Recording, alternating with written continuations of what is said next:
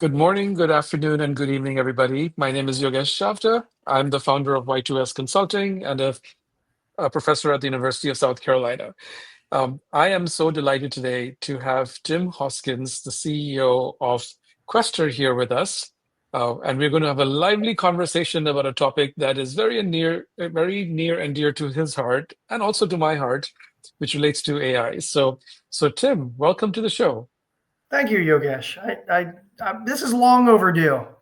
Very much so, very much so. So before we go too far down the pike, why don't we take a couple of minutes just so that people know who you are? So tell me a little bit about you and your background. Yeah. How far do you want me to go back? No, I'm kidding. Uh, Again, I have the honor and the privilege to own and run Quester, which is a organization that has actually been around since the 1970s.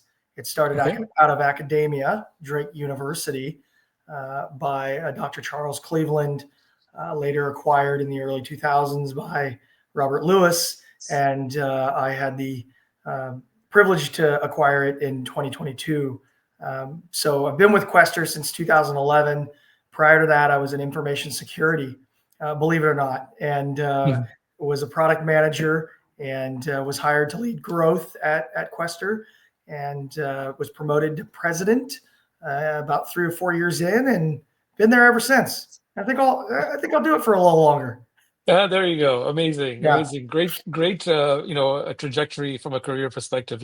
Love to hear that you've had, different experiences that led you to where you are today. So, if everyone's wondering what are we going to talk about, we titled it like, pitfalls and promises of AI. Tim reached out to me a few weeks ago and said, Yogesh, we need to have a conversation. So I said, yes, we certainly do. So I want to ask you, Tim, you're the one who wanted to have the conversation. So, AI we both know is reshaping, marketing, it's reshaping market research. There's obviously a lot of promise, but there's also a lot of pitfalls. So, in your mind, let's start with the first question around, what is it that you're seeing? What's giving you, energy and excitement, and what's making you pause and say, I don't know about this. So just talk Absolutely. to me from both perspectives. Absolutely. Just to preface, I've been studying artificial intelligence for over a decade. Hmm. And at Quester, we've been leveraging and using artificial intelligence for well over a decade. I remember the first presentation I gave on leveraging AI, and people laughed. Um, and so what I'm excited about is um, how many people have embraced it, and Hmm. how we're no longer saying, the masses aren't saying absolutely not. The masses are embracing it. I think the Hmm. numbers on chat gpt usage on 4.0 is incredible. Hmm. And there's even more, right, engines out there. So the use of AI, the adoption of AI, Hmm. the application of AI is really exciting, because Hmm.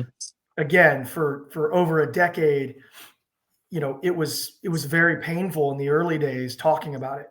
People didn't trust it. They didn't believe in it. They wanted to stay far away from it. Hmm. And so to see that pendulum swing, that excites me.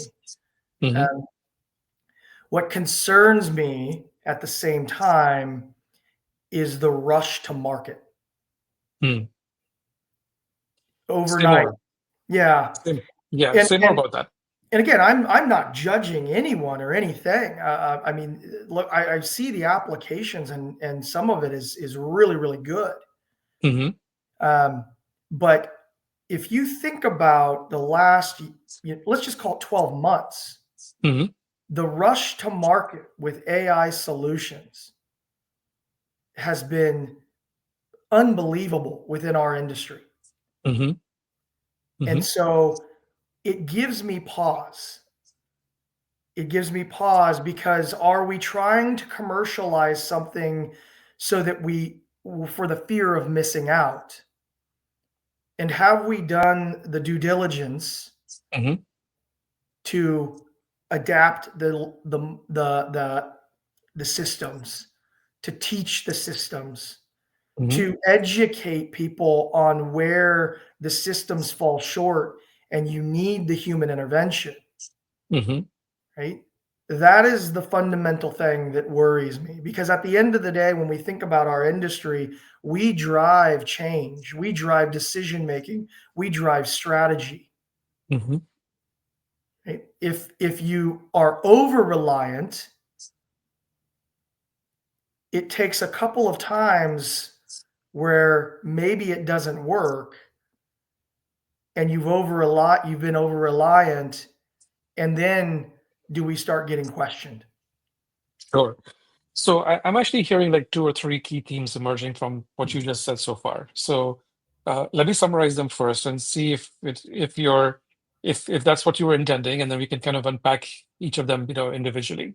So one you're saying is that, you know, as there's been a proliferation of tools, some Mhm. that are fully baked and some that are not, right? So as a buyer of the tools or a user of the tools, you need to understand and know what the differences are and what is the quality of output that you're getting, I guess is one part of it. Linked to that is uh, you didn't say this, but I'm going to say it, which is data quality, right? You're concerned about the fact that we could have a garbage in, garbage out scenario, and that is something that can impact everyone Mhm. because it can actually paint the entire industry in a negative light if it's not managed appropriately. And the third thing I think you're also saying, and correct me if I'm wrong, is that you know, as you think about AI, um, the use cases themselves also have to be clearly thought through as well.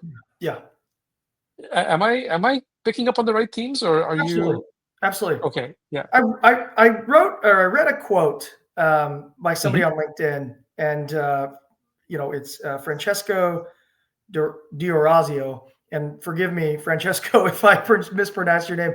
And Yeah. I loved this quote, and I'm going to read it verbatim. Mm. Um, the risk is not that AI replaces our jobs.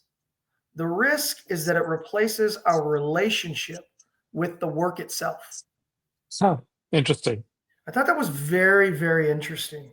And I think it encapsulates kind of what I'm what my maybe my fear is our Hmm. relationship with data, Hmm. our relationship with the work itself is what has driven this industry. And now, is it going to be a problem? Hmm. Are we Yeah. removing ourselves so far from the actual data? Are we removing ourselves from the fundamental work itself?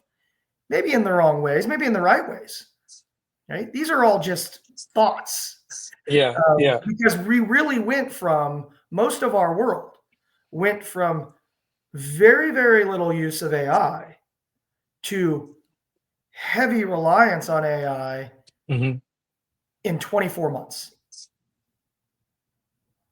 So you talked about relationships, right? So with the work itself, and I actually see this maybe in a different perspective, which is that it's actually going to force people to understand the source information even better, right? Because at least I'm not saying everybody is going to be like this, but this is maybe part of the upskilling that's required here.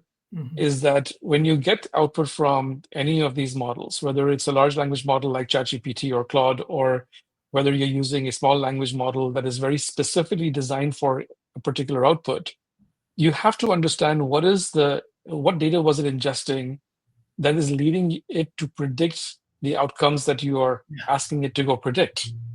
And if you don't understand that part of it as to what is the quality of that content, then your own self-confidence in that is questionable. It's not just a relationship with the work; it's also the relationship with your stakeholders as absolutely. well, right? So I feel like this is going to compel people to ask more questions, or they should be asking more questions about data quality, and that will help, I think, everybody become better for knowing what they're basing their decision making on.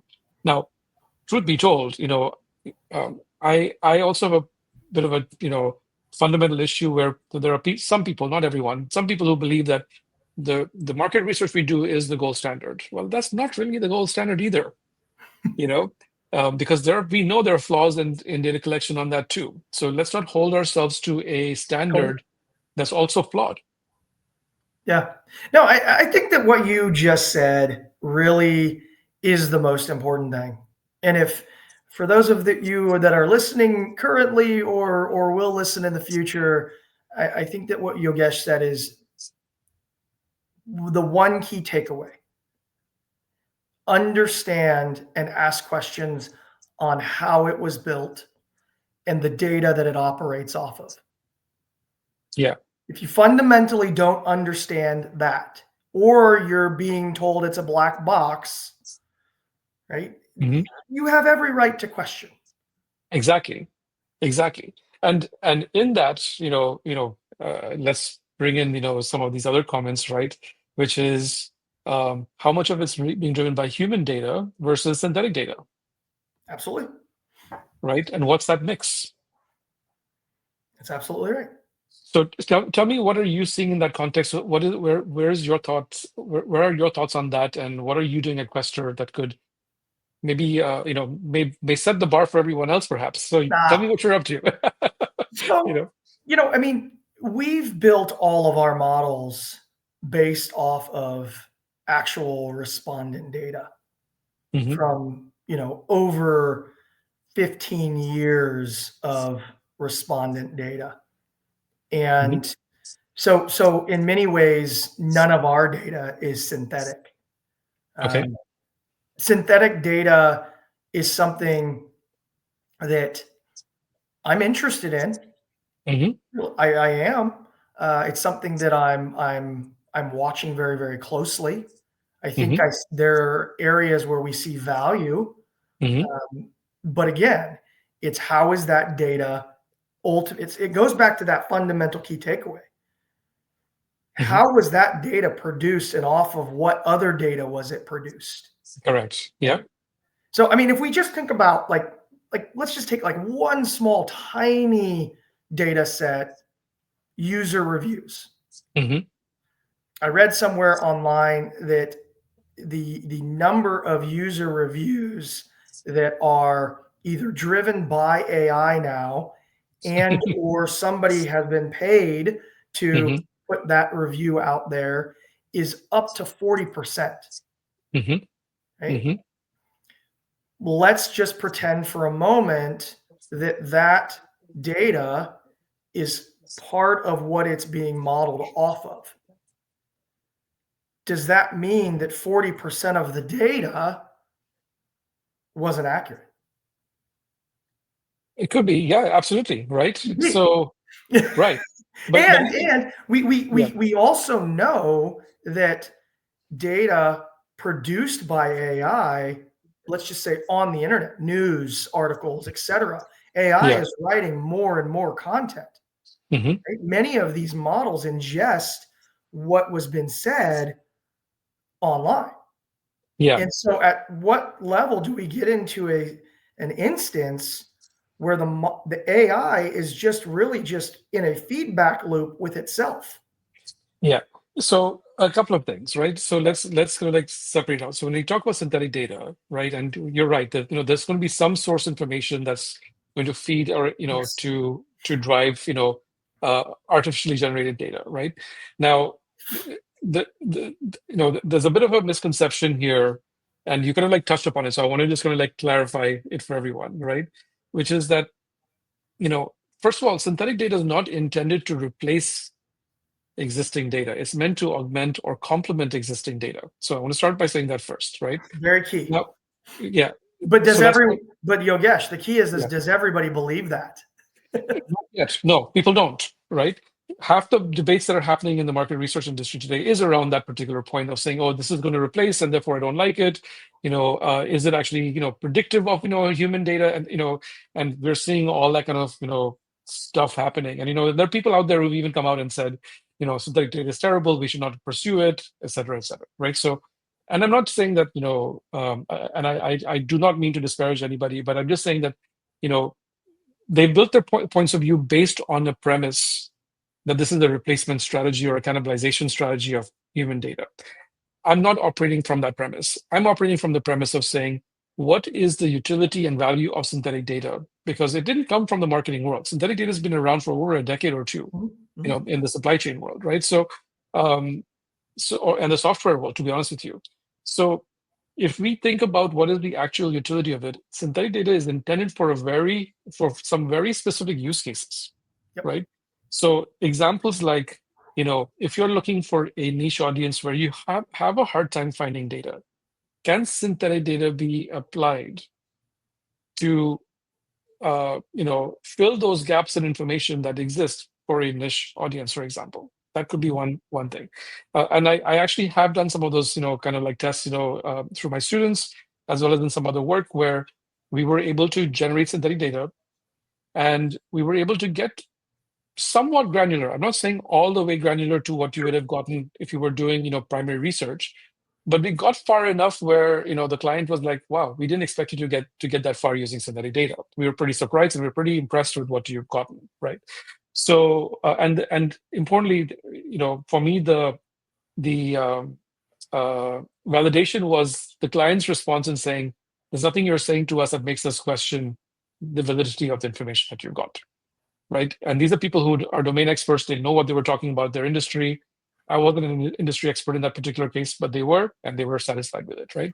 So for me, it's those gaps that you can fill using synthetic data. Yep. Now, let's get even more specific. What if it was like in segmentation?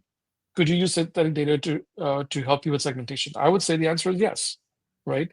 Some people are saying, can you use it for brand tracking? I'm saying maybe in that scenario. I wouldn't rely exclusively on that being my brand tracker. Yeah. That's risky, right? But what about a scenario like, you know, um, helping you think through concept development?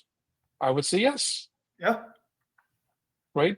So these are different examples I just gave where you could be having different kinds of situations where you could try synthetic data. I'm not saying you rely on it exclusively, And that's, but you I can think try, that's the key. right? You guess everything that you're saying, like that is the key.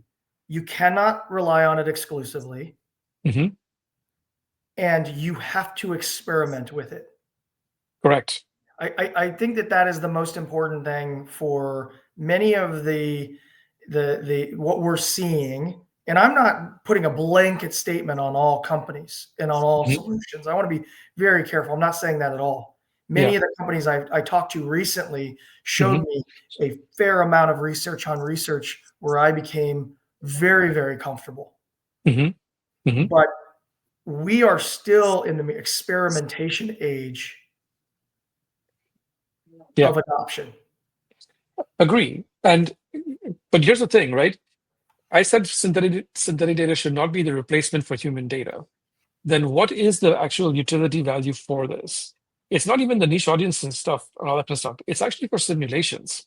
So Yeah. we don't have as an industry today simulation engines that can say, hey, if I'm launching a new product and there may be 3 dozen kinds of scenarios that you could use to launch a new product, there's no way in hell you're going to be able to generate human data for those 3 dozen scenarios. But you could use synthetic data to help you do those simulations based on some source information. Yeah. And I mean, I look at a company like Woxy and what Woxy Mhm. has developed, Yeah. right? I don't know if theirs is synthetic data. I don't believe it is, Hmm. but it's a great example of being able to take existing data, Yeah. apply artificial intelligence to it Hmm. to create very quick, very affordable scenarios, and Hmm. then ingest human data when and where it makes sense. Correct. Correct. And in that, right, I think there are a couple of things that we should also be thinking about, not just as an insights professional, but also as a technology professional as well. I think this is one of the new hats that we have to put on, right? Which is your own source information having any bias in it in the first place? how will you validate and verify that? Or does Um, your or does your model, right? mhm. Does your model have inherent bias? Correct. That's the second one, right? So you have the source information, is there bias there? And then there's the algorithm, whether there's a bias there. So there are two sources of bias that at least are currently known of, that's well known, that we should be looking and validating or verifying somehow. I've not seen, maybe you have, and would love to hear your thoughts on this as to, are there verification tools or validation tools for that kind of stuff right now? I don't believe there are. I think that everybody is building them. I Mm, think that people are running the test case scenarios like you're saying. And, mhm, there's at Quirks, and I think this past week, and I think that, if I looked at the program, I would argue that 75% of the more of the sessions, AI was, if not the lead topic, right, mhm. a Yeah, secondary topic. Uh, yeah.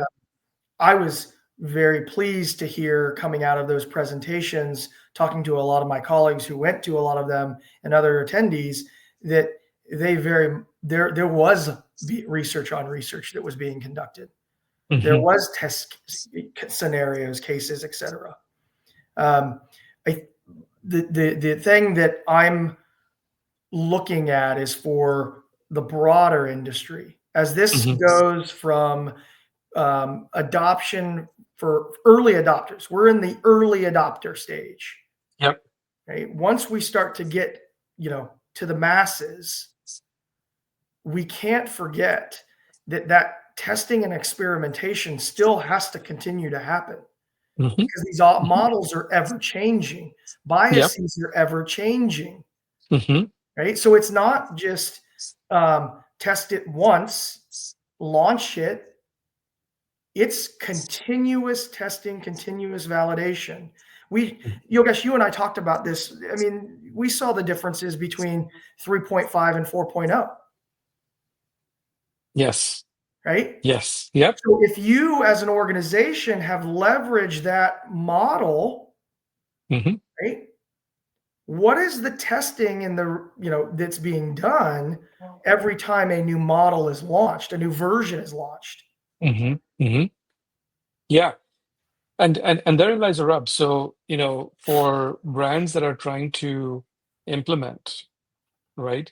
Um, i- it's not just about um, build the tool and bolt it on to an existing workflow and hope that the tool that you built will actually, accelerate that workflow for you, because that's an efficiency play, right? Yeah, Because in what you said, you still need to have, a self-verification process built in alongside the model, which may or may not be happening today. That's one aspect of it, right? But if it's an efficiency play, you won't know until the very end of the process whether the output you're getting is actually correct or not, which may or may not help your efficiency play at absolutely. all. Because if you to go back and start all over again, where's the efficiency in that, right? Yeah. So, one of the things that say a lot, publicly, is that make it a value play versus an efficiency play, Yep. because it's easier for us to know whether it's actually adding value or it's not adding value. Absolutely. Absolutely. Yeah, my piece of advice, I see a lot of hope for our industry when it comes to, I see Yeah. hope for our industry when it comes to the leveraging artificial intelligence, synthetic data, et cetera, et cetera. I do, Hmm. because we are an industry of rigor and validation. We are an industry that prides itself on, um, we may not be the first to ever develop anything, Yeah. but I tell you what, when we do it right because of the Right. rigor that was put into it. So I have hope when I think about other or adjacent industries, I get concerned. I think for Hmm. our industry, I'm very hopeful and I feel very confident because we have technologists that are partnered with subject matter experts, Hmm. right? Hmm. That's been the goal all along with all the innovations that have come through. As long as we continue to maintain that, right? As Yeah. long as I'm going to say something that's maybe going to rub people the wrong way, as long as we maintain that and don't let the VC and the PE dictate how it's built and how it's Hmm. developed, Hmm. right? Hmm. Well, yes, and a qualified no, I guess, right? Because the VCs and PEs are going to be pushing on one point pretty aggressively, which is how are you going to scale it, right? What And that's where that's where the rubber hits the road in terms of, is this going to be a big idea or a small idea for your AI solution at the end of the day? Yeah, Um, and quite frankly, um, it's a hard one, right? Because if you don't know, if you don't have, if you haven't done your proof of concept, if you haven't really done your due diligence work, right, in terms of the quality, the output, the rigor that needs to go into it, then you're going to constantly face that issue of if you scale it too soon, it's problematic. If you scale it too late, that's also problematic as well. So, yes. And we're I mean, we're a cautious industry. mhm, We're a risk averse industry. Um, you can have great technology that I've seen in this industry, and it mhm, the next 2 years later, I don't see you at the conference circuit anymore because whether it was funding or mhm, it's shifted out. This industry didn't move fast enough, so I had to pivot and go mhm, into something like HR analytics or professional, or, financial services analytics, et cetera, et cetera. So, mhm. I mean, it's going to be interesting to watch. It really is. Yeah. But in what you said, this is the risk averse industry, which I agree with you, by the way, right? Um, are we being too risk averse? I think that in many ways, we're risk averse as an industry in other ways. Hmm. I think that when it comes to artificial intelligence specifically, Hmm. and the adoption and the experimentation, I Hmm. don't think that we're being risk averse.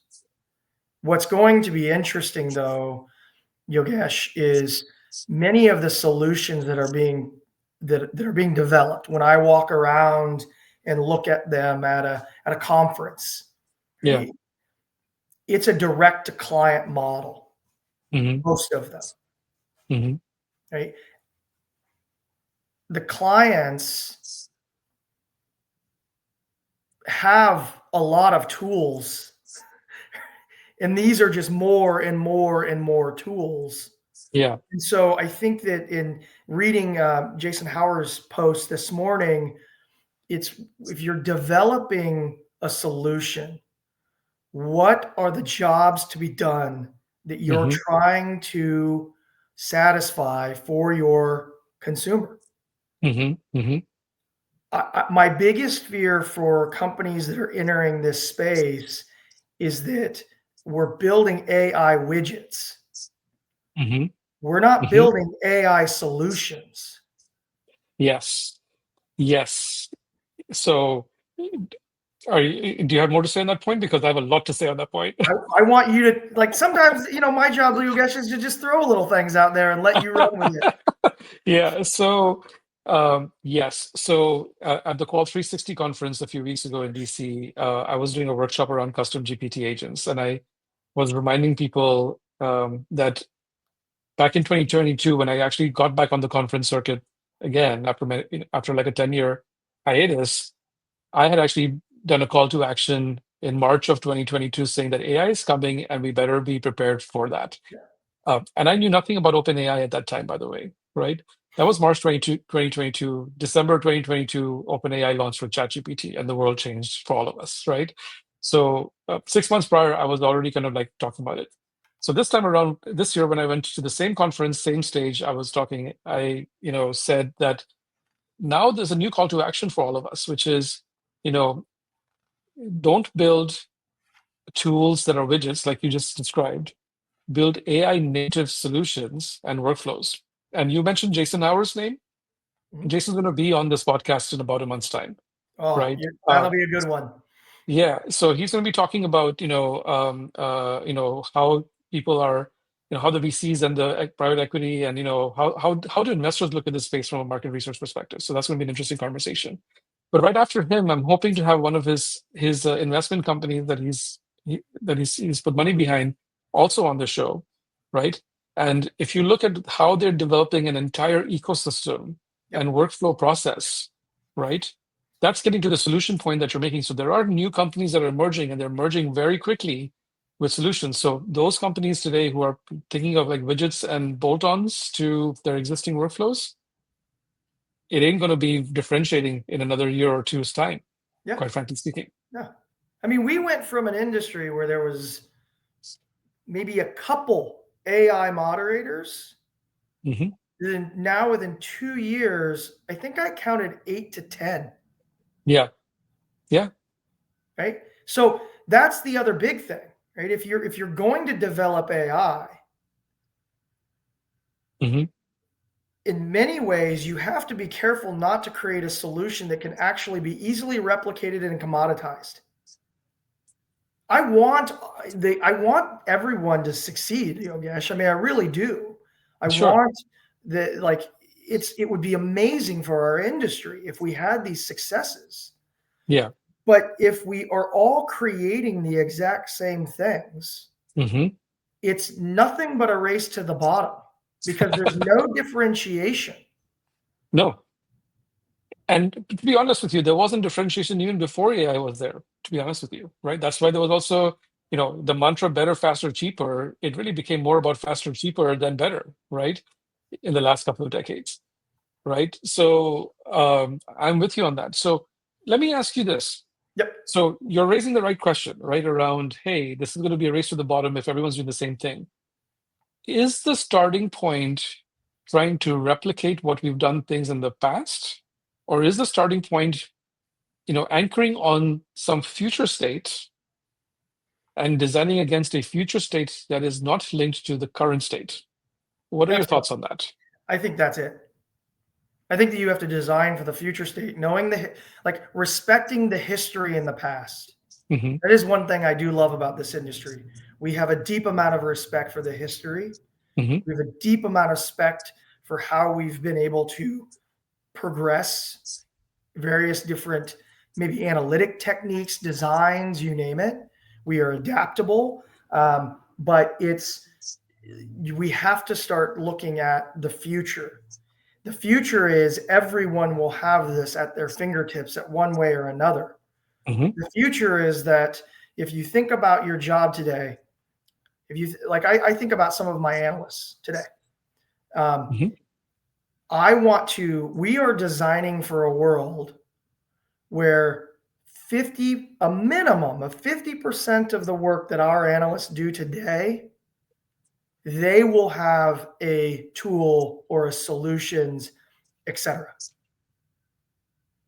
Right? That will do it for them. But then the fundamental question is, what will they be spending their time on in that future? And that's where I go back to that first quote, right? We cannot have a separation from the work itself. I've been guest lecturing, Yogesh, at a number of different colleges, and it's fun because I get to talk about here's the skills that I'd be developing. If I were you right now today, I would be developing these things. I remember similar to you I had a presentation about the future of AI before ChatGPT hit, OpenAI, and made some very big, bold claims. And some of them have become true, some of them haven't. Yeah. But the one CEO raised his hand and said, well, my kid's getting ready to go to college. What should they study? Yep. Right? Yep. Yep. That was a fun one to answer. Oh yeah. Hey, I'm in that boat right now. I have a kid who's going to go to college in the fall, and that's the conversations that we keep on having even today, even though he's been accepted and everything like that, right? And the reality is that we don't know what jobs of the future will look like, but what we can certainly do is start to define them based on our imagination, which is, I think, a skill set that we need to reconnect to, imagining things and being creative, and then using our analytical skills to translate that creativity into practical solutions. Yeah, absolutely. Yogesh, Brian had a question of When Yeah. do we expect the 10 AI moderators to become the few? Um, I'm not going to pick on the AI moderators. I'm just going to say broadly, right? When we see these Mm. different solutions coming, it's the speed to market is if you go to a conference this year, let's say in January, my gut tells me you will see 2 to 3 times as many solutions in a September or October of that same year. Hmm. Um, Hmm. when do we expect it to be the few? I think it's dependent upon a few different things, right? Does the solution was it fundamentally built with rigor and experimentation to where it consistently delivers? That's going to be a big determining factor. The second big determining factor is the money. Does the funding source have the patience to wait? Because we are not an industry of fast and rapid adoption, right? And so, do they have the patience to slow growth? And that's going to be the two determining factors to answer Brian's question of how many solutions are actually going to stick around in the future. My answer, you know what my answer is, Tim? I don't think any of them are going to stick around. Oh, well, there you go. Yeah, let me explain why. The reason why I'm saying that they won't stick around is they'll become part of a bigger solution. They should. So, They should. but I think they're all, you know, there are companies out there that, you know, there's like 2 or 3 companies I've spoken to in the last couple of months, um, where they're building out, you know, using agentic models, right? Entire workflows where the qualitative piece becomes a module in the workflow, right? And if you and so let me describe an example. I'm actually building one right now by myself. I've been doing this for the last 3 weeks. I'm so close to finishing the work. I got it to work. It was like version 1.0. I'm already working on version 3.0 right now, right? Before I actually start sharing it publicly, but I will share the concept at least right now. If you are doing concept development work, imagine a scenario where you put in your idea, put in the brand name, and the agentic model will take your idea, assess the idea from a business potential perspective, generate 3 to 5 concepts, right, in a very structured way, which is the work of the brand manager typically, right? So the models will do it for you. It'll then kick into a qualitative module where whether you do human intelligence work or synthetic qualitative work, it will evaluate and give feedback on those ideas and tell you how to optimize it. It'll do all that. And then it'll kick it to another agent, which will, you know, be like the VP of marketing or the CMO of the brand and give their feedback to say which ones do they think are the right ones and what they need to do to finally optimize it. Yep. Goes through the final optimization and drops those ideas into a PowerPoint that you get back. You can automate that entire workflow today, Absolutely. right? And the tools are available. I'm doing it right now, Yeah. No, right? I believe in it. I mean, but what you've built is, or what you're building is an ecosystem. Yes. That is the key. It is not one individual solution. It is multiple different jobs to be done, right? All combined into a solution that fulfills those jobs to be done. That is the key. Yeah, and that's exactly what I'm saying is that, you know, that's why when, you know, when Brian asked the question about how many will be around, I said none because they'll be part of that bigger ecosystem. So that's issue number one, right? Do we understand that ecosystem and how should that workflow happen, right? So if you're a vendor, right, you have to think about not just the work that you do and how you're using AI within your world, but you have to think also into your client's world and say, who are the different touch points in there and how do we actually create an integrated solution for that, Yeah. And right? it's you know, there are going to be so many great debates about this on which one's right, which one's wrong. Of course, yeah. You're right. Then there's all of the launch strategy where, you know, did we fund it the right way? Did we market it the right way? So, right, all of those things. But we have hope.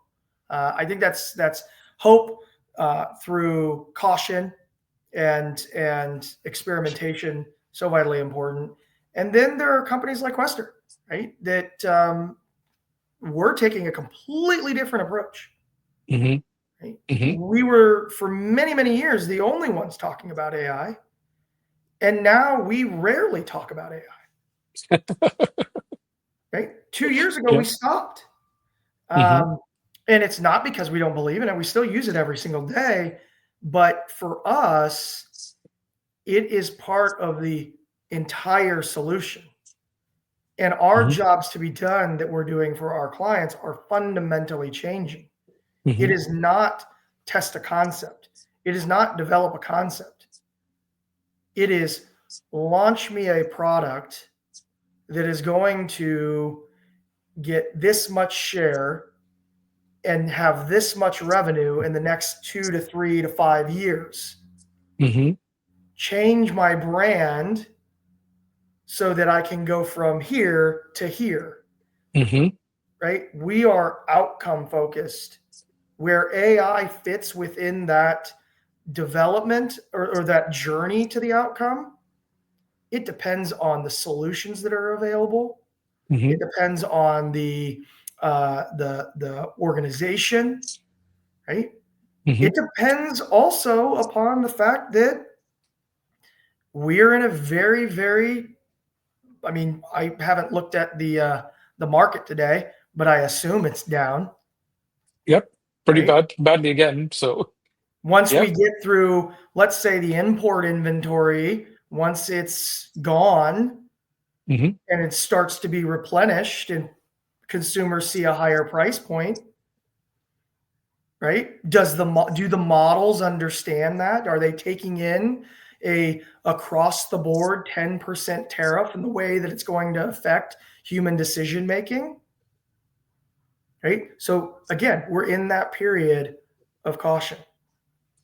No, you're right. And a couple of things that it's funny how you and I think so much alike in so many different ways, right? So, when I was building my custom GPT agents, I built a whole bunch of them now. One of them that I had built is like a scenario planning tool, right? So you can, if you're trying to think about the future, I've pegged it on 4 different kinds of scenarios that I've predefined, and depending on the product category or service category, I can ingest in, you know, trends from the large language model, or if there are things, that is information that the client may have, we can also use that, and it will then actually start painting a picture of the future, right? Mhm. And I did it for a client late last year, just after the presidential elections were over, and we knew that okay, tariffs were coming. Right now, today we know a lot more about that, but back in November we didn't know enough about that. People were thinking it was a negotiating tactic, whatever it was, right? And they asked me to actually do an analysis of the future, for their industry because they were very, their supply chain is completely, globally integrated. Um there were massive ramifications for them. And as we were going through the scenario plans, we were like, okay, what happens in the constraint scenario if, for example, tariffs gets introduced and it creates a short-term disruption? And in the collapse scenario, which is like, when the world falls apart kind of thing, what's the role of tariffs? So I was actually talking to the VP of marketing this week about that work we did in November, right? And he was saying to me, Yogesh, we thought it was going to be a constraint scenario. It's actually getting closer to a collapse scenario for us right now. And he said the tariffs conversation we had back in November, what you had come up with the AI tool, gave us enough of a head start to start thinking about it. Now, we didn't know if it was going to be that bad or not, but now that we are getting closer to it, we know it's that bad. Now we actually have some semblance of a plan on what we can go do. And that is You know? what makes our industry so amazing and gives me hope is those examples right there. Because Hmm. we are an industry that is supposed to look at all angles. Hmm. If we continue to look at all angles and factor those angles into the development of what we're leveraging AI for or intend to, Hmm. then I truly believe we will do it better than anyone else. Right? But if we rush and we Hmm. don't take those things into an account, right, Hmm. like we've always done, then we maybe not collapse. We'll constrain, Yeah. right? Because right now, my biggest challenge with the AI conversation is it's faster and it's cheaper. We're falling into the same trap that we Hmm. have with every other technology that we've introduced. It's Hmm. faster, it's cheaper, it's faster, it's cheap. That's not the benefit. That's not the benefit. You're totally right. What's the value?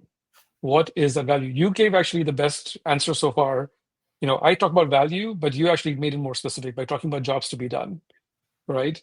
You got to give Um, Jason credit for that. well, I'll give Jason credit when I talk to him in a couple of, in a month's time, but I'm going to give you credit for the fact that you brought it up today because, that's exactly the message I think everybody needs to hear, right? What is the benefit that you're actually offering with an AI solution, Yeah, right? absolutely. So tell me, so let's now kind of like pivot a little bit. Um, we've talked about the issues, we talked about our concerns, we've talked about, the promise and the pitfalls in a way, right? Let's let's let's debate or define together right now over the next 10 minutes or so a roadmap.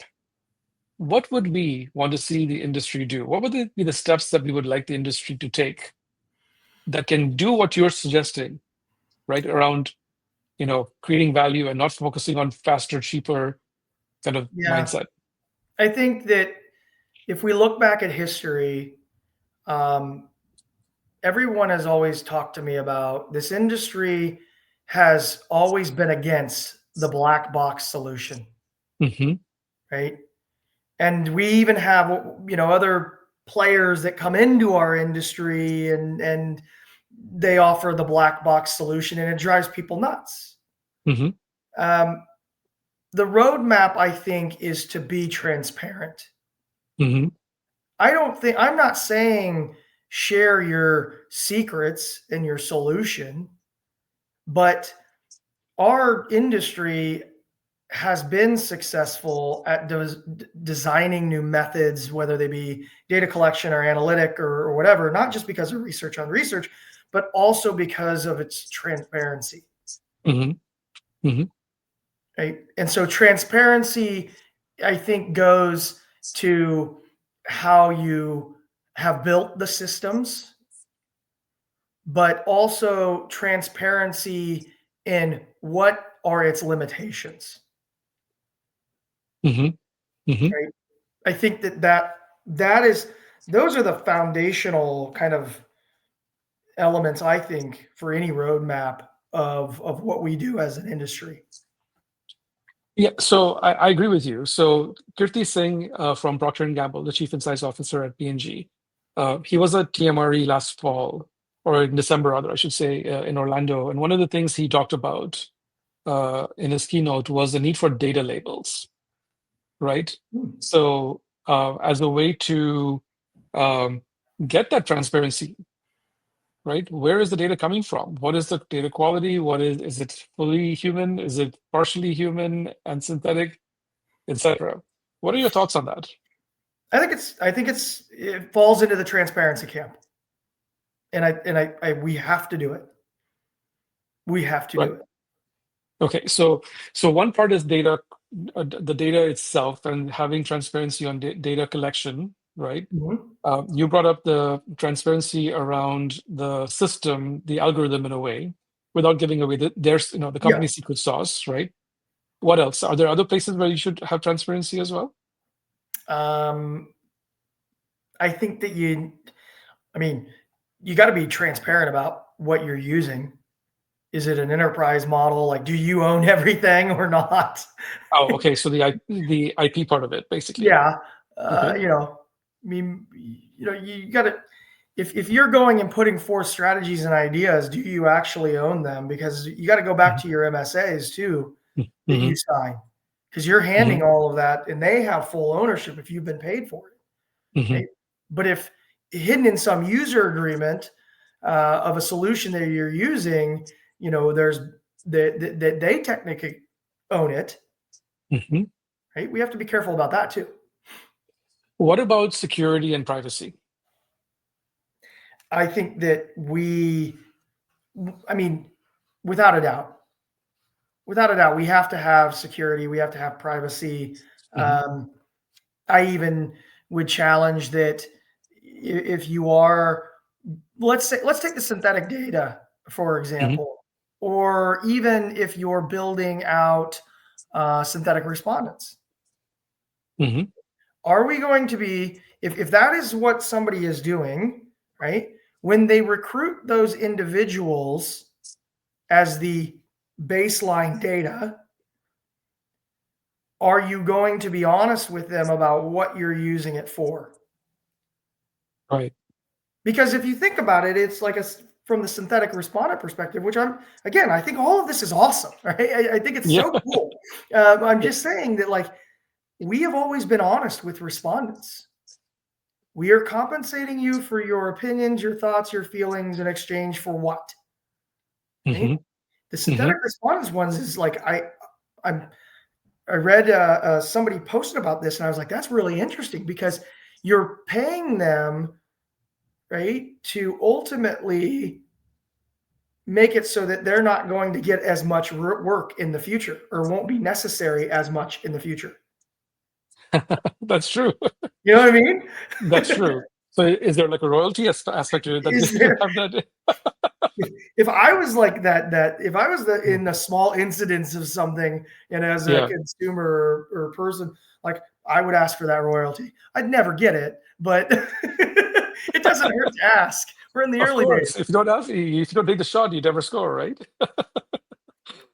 Okay, so that's one. But on on the security side, I want to just poke a little bit there. So a phrase I heard a couple of weeks ago, which kind of like got me a little bit fascinated. There are companies out there, in the cybersecurity space in particular, that are protecting companies' data from what, and this was the phrase that they used with me, was data poisoning. Mm, I don't think we've ever, as an industry in market research, talked about data poisoning. In a way, we talk about it as fraud. We talk about fraudulent data, right? But we've never talked about it in the context of data poisoning, where you're ingesting data that can actually mess up your data sets, you know, wow. and create, havoc in what you're doing, right? Well, isn't that kind of what we saw? I mean, at some level, like, not to get political, but misinformation campaigns. Yeah. I mean, in a lot of those misinformation campaigns, if you dig deep enough, you realize that they were a lot actually produced by AI. There's Yep. going there's going to be so much interesting things that happen because right now I believe that we are living in the part of the world of the adoption cycle of AI to where it's still being used for good. But unfortunately, if history continues to repeat itself, right, there are going to be bad actors. Yeah.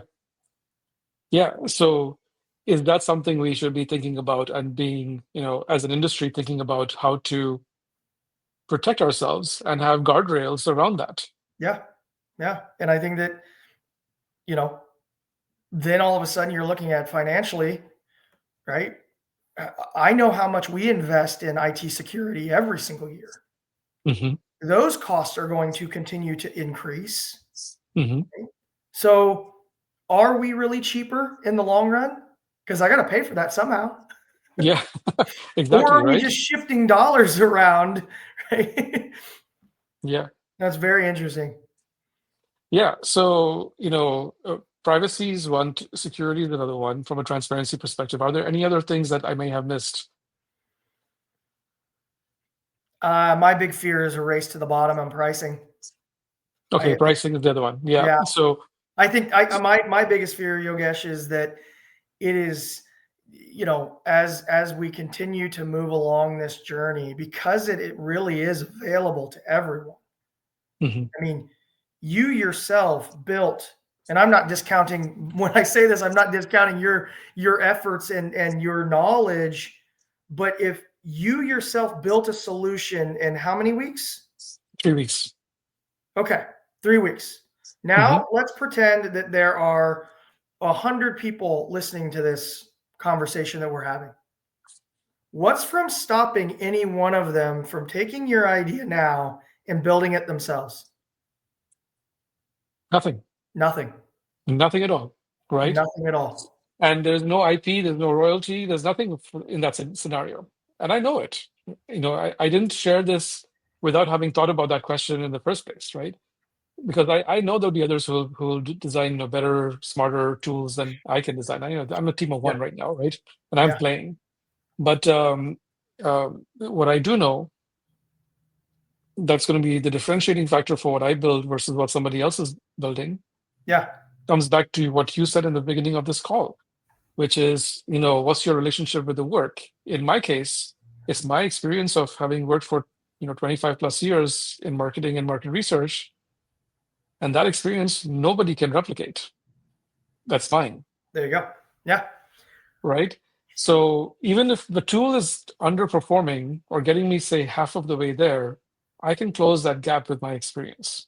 But Yeah. somebody else is designing a tool that's got the same level of output as mine, and they don't have that kind of experience that I do, they can't close that gap. Yep.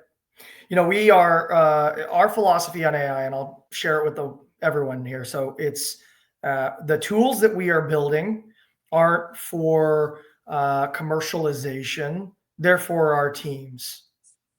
They're for Hmm. our teams so that they can truly spend more hours in the day using the creative side, the strategic thinking side of their brains.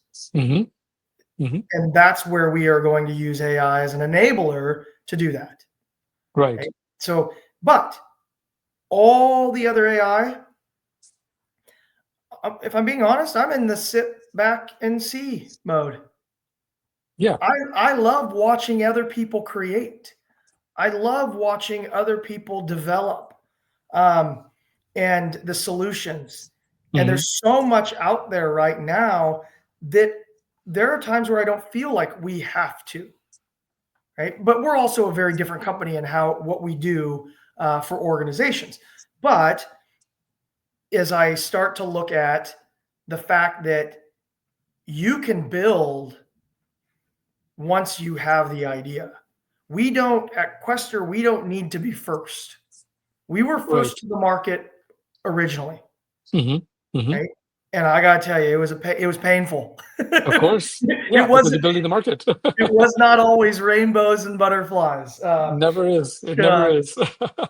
but watching, learning, Hmm. being okay not being first to the market, Hmm. because and understanding that's because of all the tools that are available and the differentiation of one solution to another. Hmm. It's all up here, to your It point. totally is. Yeah, it totally is. So, Tim, I don't Yeah. know if you noticed, but we're almost at the top of the hour. Oh my gosh, look at that.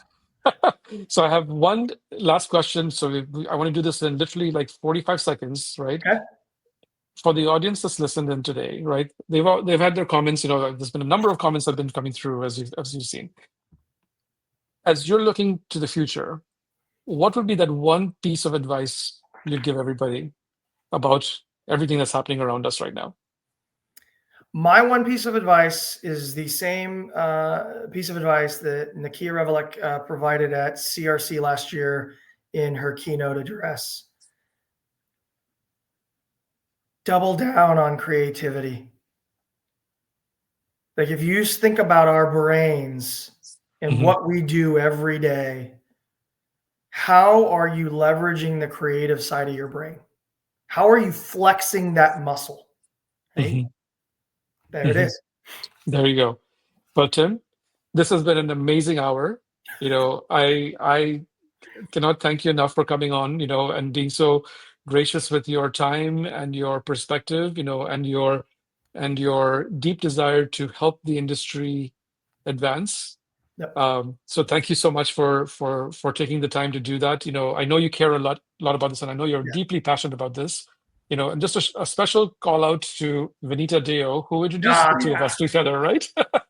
So, so we would have never met had it not been for Vinita. So hopefully she'll watch this and she'll get to see that. So, but thank you again for being here. Thanks everybody for joining today. We will be back in 2 weeks. We're going to have Preeti Mehra on here. Um, she was the former managing director at Kantar, and she's going to talk about scaling brands and scaling companies that are based on the AI side. So everything that you talked about, and we talked about the debate around scaling, she's going to be giving a lot more insight to that. After her, it's going to be Jason, and then there's a company called Fifth Row who will be coming on. So we've got You got quite some a good few things content. being planned. Yeah, we got a lot of good content coming your way. So I hope you guys can join us in the future as well. So thanks, everyone. Have a Yep. great Friday afternoon, evening, or day, and see you in a couple of weeks. Thank you. Thank you, Yogesh. Thank you.